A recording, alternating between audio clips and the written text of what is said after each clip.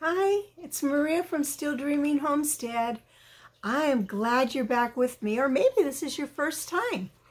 I've been reading a series called the D.J. Dillon Adventure Series by Lee Roddy. And we have read 4 books so far. We've read The Hair-Pulling Bear Dog, City Bear's Adventures, Duger the Grasshopper Hound, The Ghost Dog of Stony Ridge. That's the one we finished last night. And today's book that we're going to be reading is Mad Dog of Lobo Mountain. Sounds like a good one. I think they've all been really good so far. So here is, oops, there's the picture.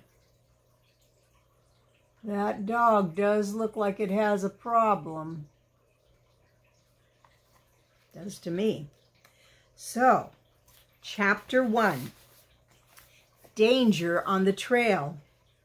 D.J. Dillon was worried. He again whistled for his little dog Hero, but the soaring mountains with their dense rows of tall timber swallowed up the sound. There was no answering joyful bark. Instead, in the distance, a long, angry blast of a car horn echoed through the evergreen trees and bounced off the granite face of Devil's Point before fading away into silence. The boy was slender as a ski pole. He turned his blue eyes upon his best friend, Alfred Milford, a skinny boy with thick glasses.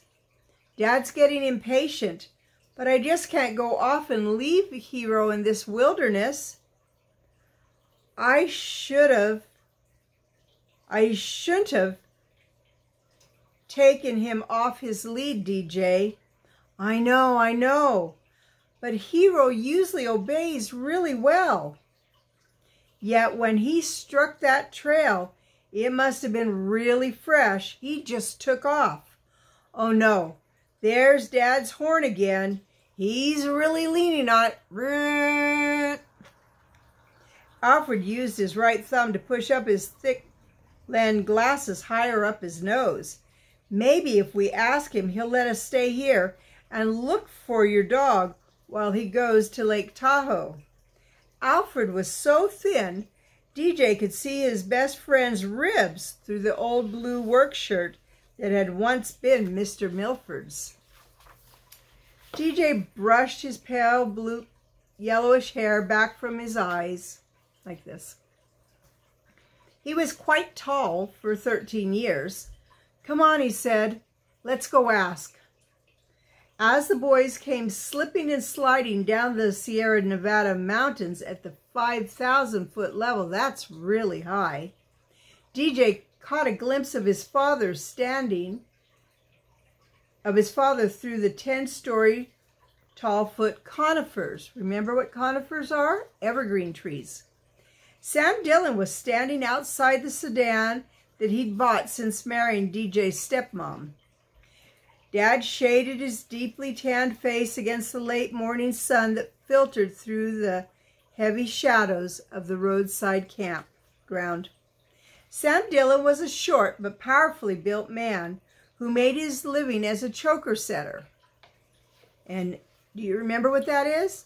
Someone that will throw like a cable over and under a log, and they will get that brace so that the log can be pulled to wherever they need it, to the landings. His huge chest seemed out of proportion to his short legs. He stretched his muscular forearms into the open car window and gave the horn several long blasts.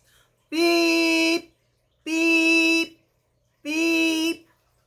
DJ slipped and fell on his hands and knees in the slippery brown pine needles. He landed in some mountain misery. He jumped up quickly, sputtering at the terrible smell of the low-growing fern-like plants. From the narrow trail behind him, Alfred asked, "You okay, DJ?" Yeah, I just skinned my hands a little, DJ said, brushing them against his nearly new jeans. Let's go on. Wait, listen. You hear Hero? No, listen. DJ held up both his hands and cocked his head. An angry voice filled the campground. Hey, you with the horn, cut it out! For a moment, DJ listened fearfully, half expecting his father's hair-triggered temper to go off. Even when DJ's mother was alive, before she was killed in a car wreck a long time ago, Dad was full of meanness and fight. He didn't take anything off anybody, no matter how big the other person might be. But Dad had been different since Brother Stagg had come to Stony Ridge. Sorry, mister, DJ heard his father said. I'm in a hurry and I was trying to call my son in. The angry stranger's voice interrupted. Well, knock it off! Dad replied was instant. I said I was sorry. DJ scrambled down the trail, not even turning his head to look at Alfred. Come on, faster. I don't know how much more pushing Dad will take. The two boys soon rounded the curve in the narrow hiking trail as it leveled out at the campground.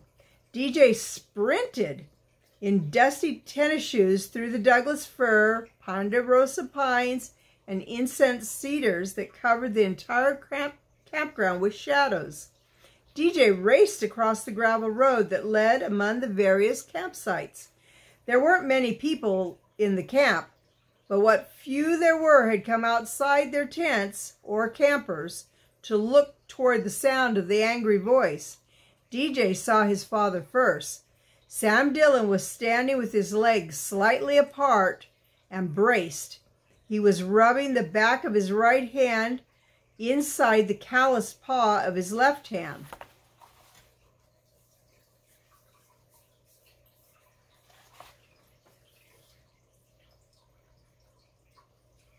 From a distance, DJ could see his dad's face was darkening as his temper slipped away. DJ saw the other man, too. He was about Dad's age, but at least a foot taller.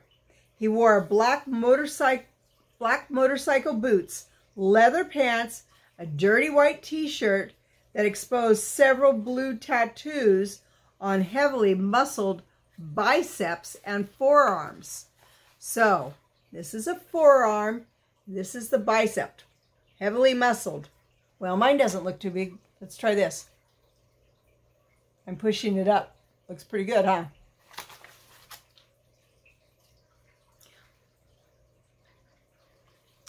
DJ could see that the man had a wild black beard that hadn't been trimmed in years.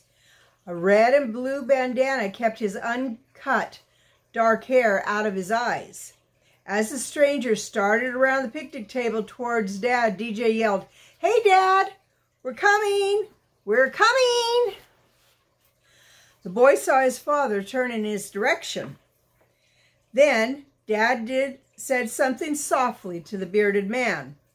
DJ couldn't hear Dad's words, but the stranger stopped.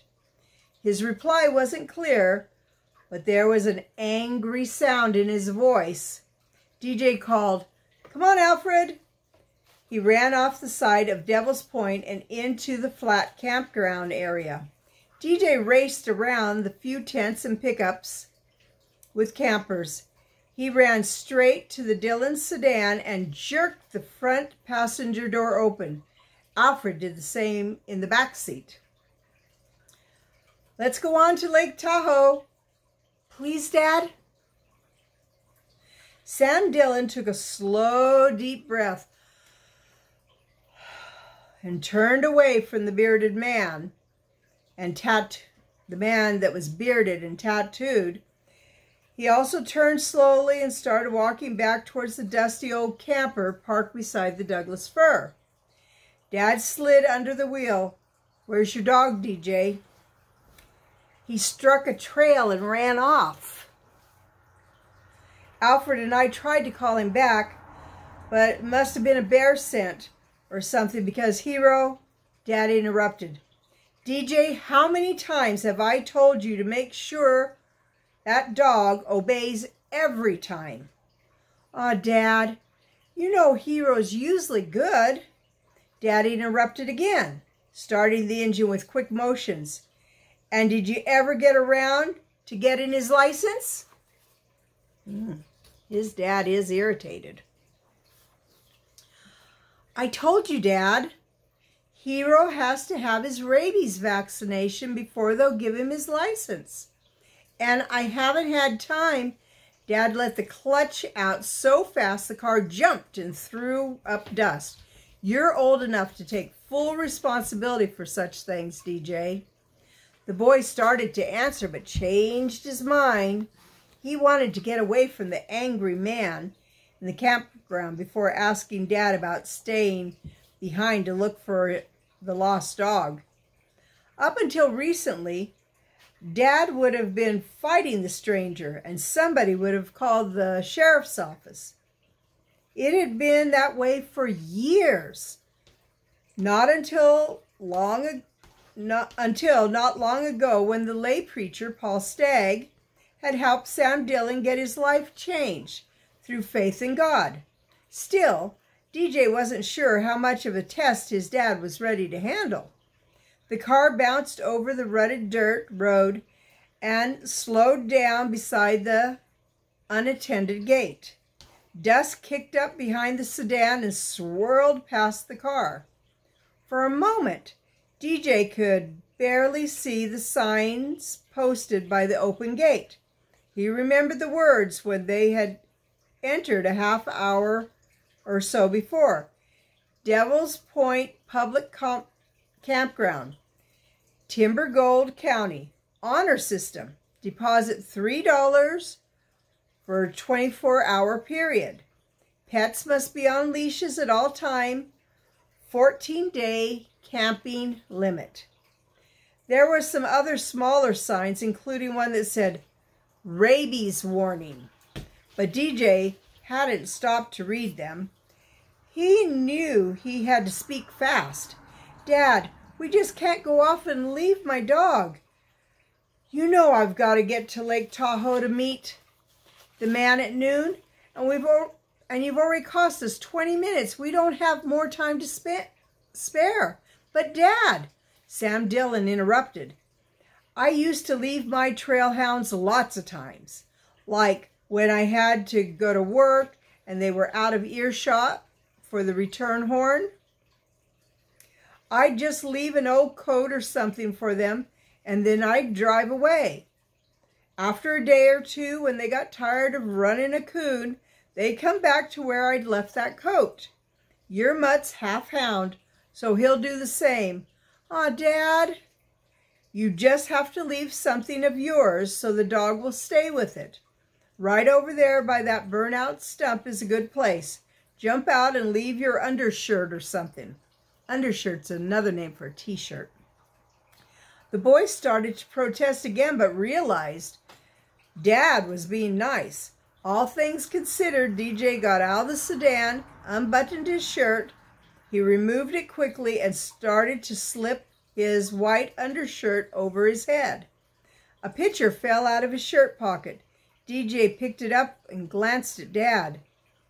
It's the color picture of two Mom took of me and Hero a couple weeks ago, he said, replacing the photo. Then the boy finished removing his undershirt. It was old and getting holes in it. Soon his stepmother, Mom, would be using it for a dust rag anyway.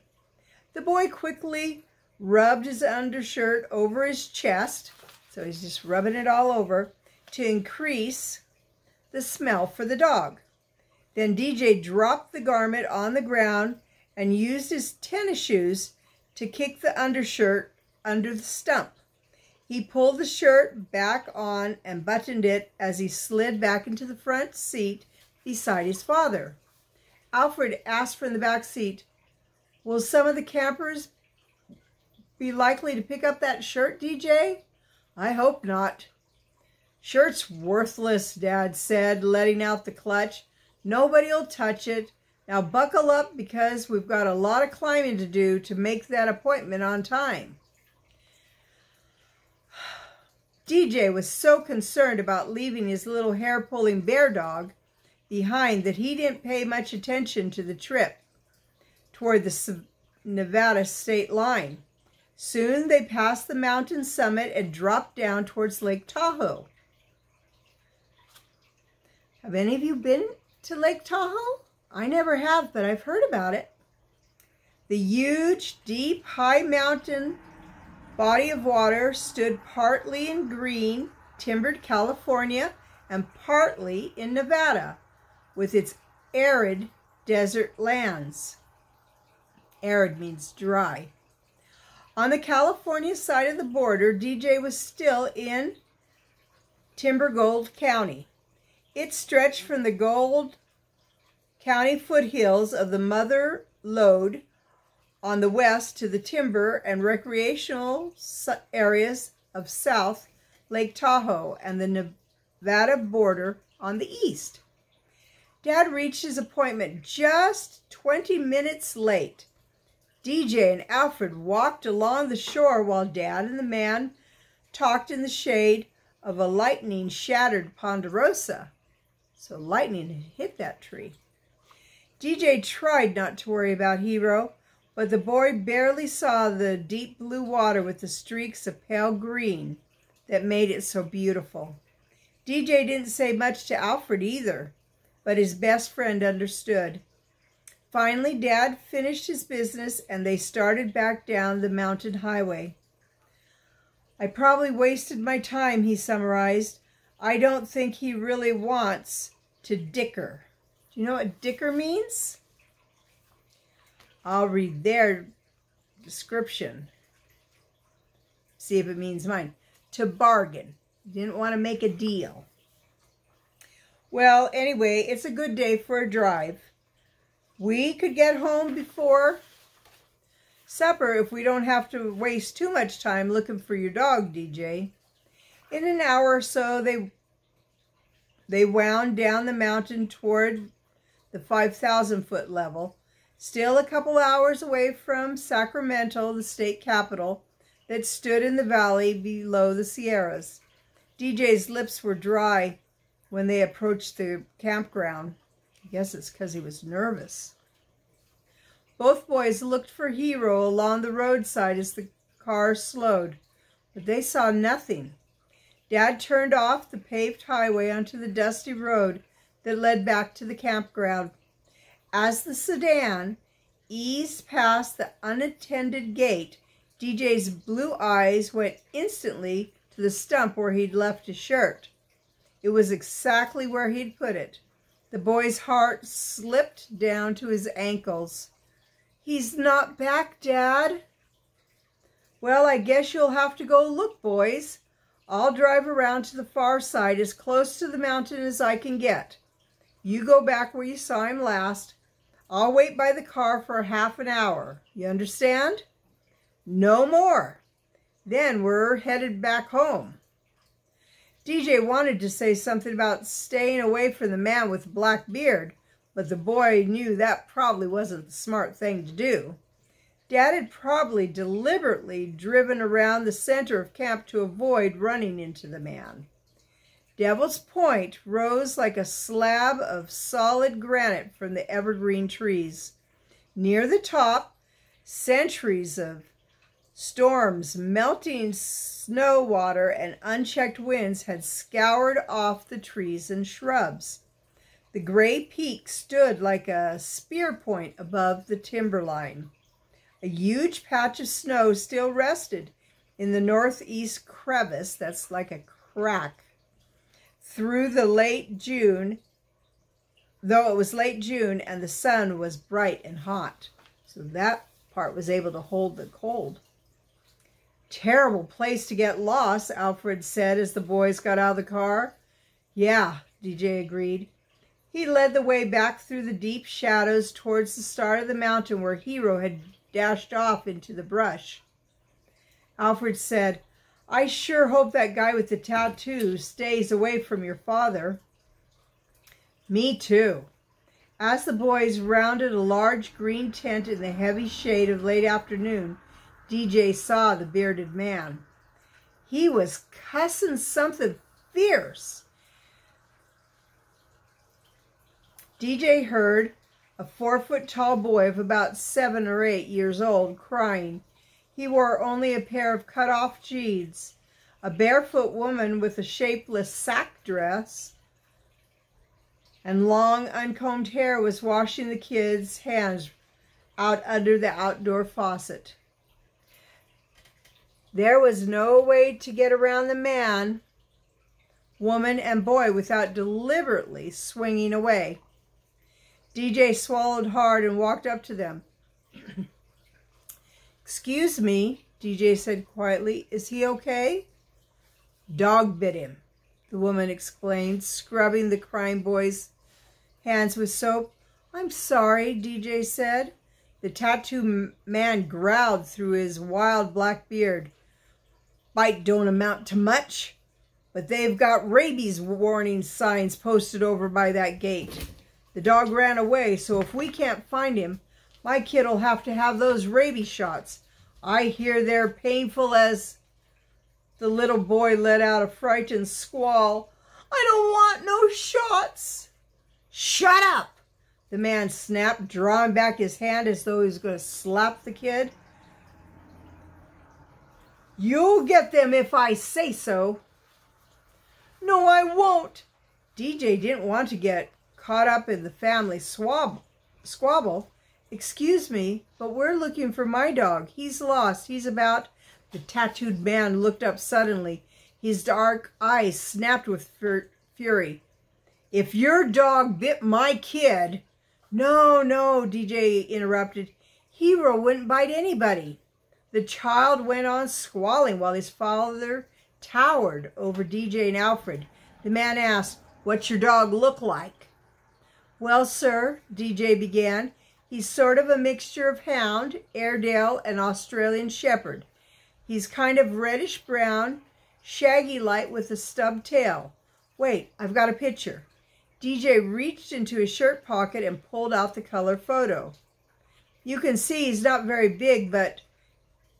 DJ's voice trailed off as the man suddenly grabbed the picture, bent over, and thrust the photo in front of the crying kid. "Is that him, Roger?" "That's him! That's the dog that bit me!" The man swore loudly and straightened up. He threw the picture at DJ's feet. "Kid, I'm going to get my gun and go after your dog. And when I finish with him, I'll take care of you too." Whew, he is mad. I just can't imagine Hero doing that. Well, that was the end of chapter 1. So I'm going to stop for tonight. It's been a long day, but I know that this picture does not look like Hero to me. I think that little boy is scared, and maybe he got confused. Well, we'll find out more tomorrow. I want to say I love you. I really do. But more importantly, God loves you, and He always will. So, have a good night, or a good day, depending what time it is that you're listening to this story. And I'll be reading to you again very soon, tomorrow. All right, good night. God bless.